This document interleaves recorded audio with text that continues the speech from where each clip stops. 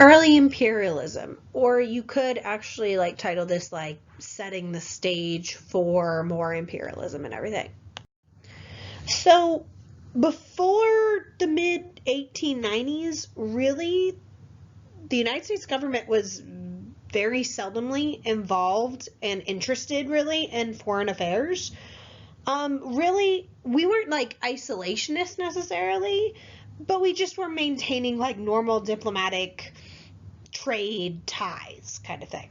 Now, there were two individuals that did want and did push America to get involved in more or less imperialistic actions, and these would be William H. Seward, who was the Secretary of State under Abraham Lincoln as well as Andrew Johnson, and then James G. Blaine, who was the Secretary of State under James Garfield as well as Benjamin Harrison. These two are really going to lay the foundation for a much larger as well as a much more aggressive United States role in the world. So kind of giving examples of what they did. It'd be like Seward. He is actually who purchased Alaska from Russia in 1867. He also approved of the Navy's occupation of the Midway Islands in the Pacific, and he's going to push American trade on a reluctant Japan.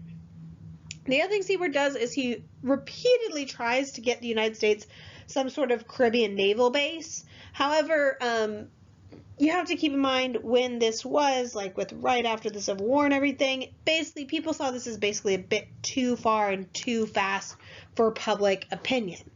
Now, Blaine was equally as vigorous when it came to United States expansion.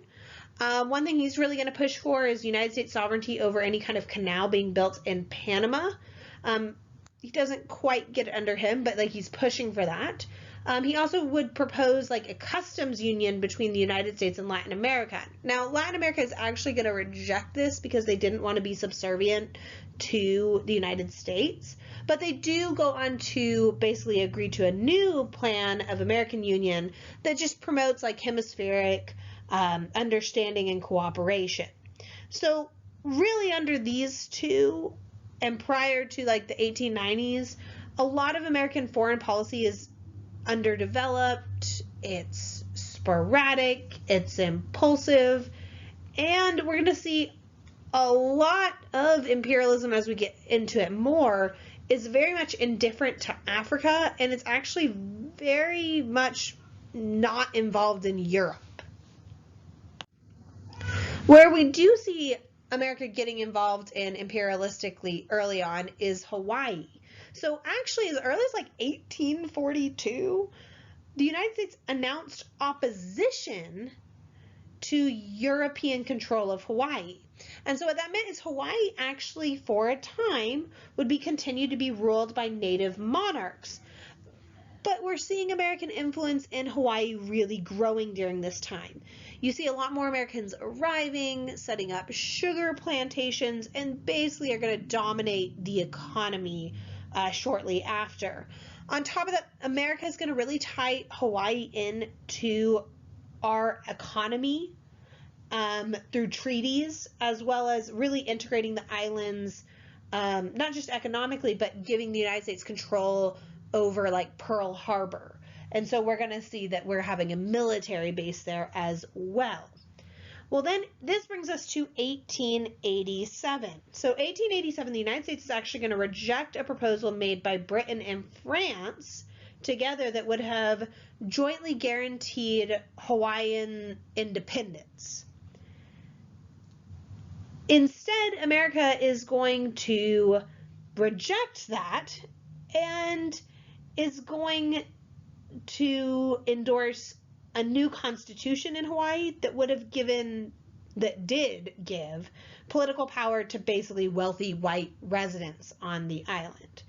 The next step would have been annexation. Now you might have been like, well, at that point they've basically annexed Hawaii, so why actually annex Hawaii? Well, the thing is, in 1890 we get the McKinley Tariff Act that basically it closed the United States market to Hawaiian sugar, but if Hawaii became a state or a territory in the Union,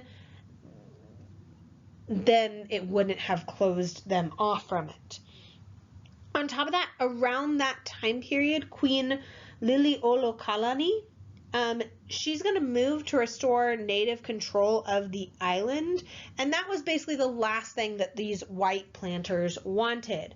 So in 1893, they're going to overthrow the Queen, and we even see an American diplomat is going to order United States Marines to help the rebels overthrow the Queen, and would basically wire Washington that Hawaii is ready to become a territory within the United States.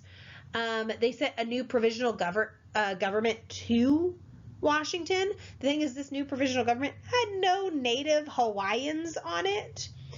The thing is, President Harrison at the time is going to sign the pact and everything, but he couldn't get the Senate's approval before Cleveland takes office. Well, Cleveland, once he's in office, basically is going to order this investigation of Hawaii, and he sees it's very clear that the people are for the Queen and against this kind of provisional government in America.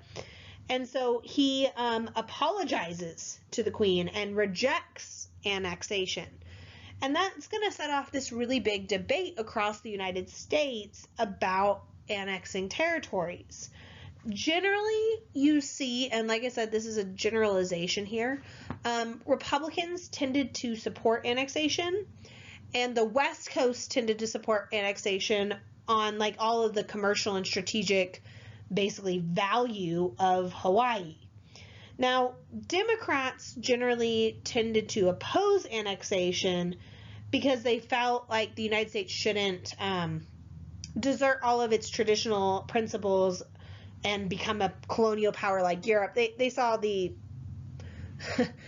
irony there of America having their own colonial empire when they had used to been in a colony of Great Britain itself.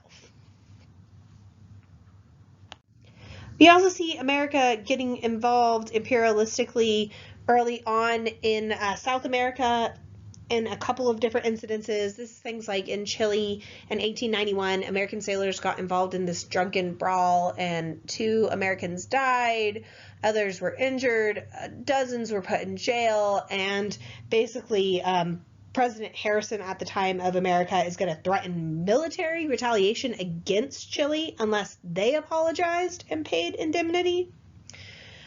We also see America getting involved in a border dispute between Venezuela and Guinea, which basically was owned by Great Britain at this time.